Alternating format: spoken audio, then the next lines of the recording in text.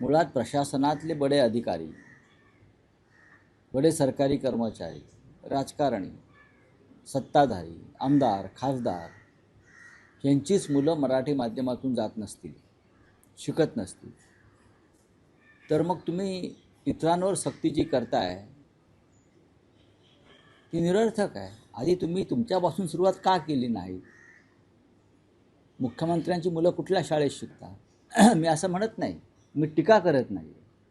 आम्ही अभिमानाने सांगतो की संजय राऊतांच्या मुली मराठी शाळेतच शिकल्या आणि आम्ही त्यांना हट्टानं मराठी शाळेतच टाकलं.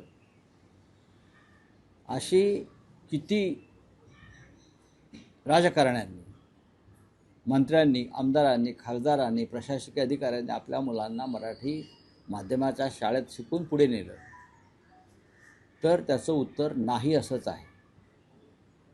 आपण स्वतःच्या घरामध्ये मराठीचं अस्तित्व ठेवायचं नाही आणि मग राज्यकर्ते म्हणून आम्ही मराठीचे ताबूत बडवायचे, हे जोपर्यंत थांबत नाही तोपर्यंत मराठीची सक्ती या विधानसभेतल्या घोषणांना काही अर्थ असेल असं मला दिसत नाही.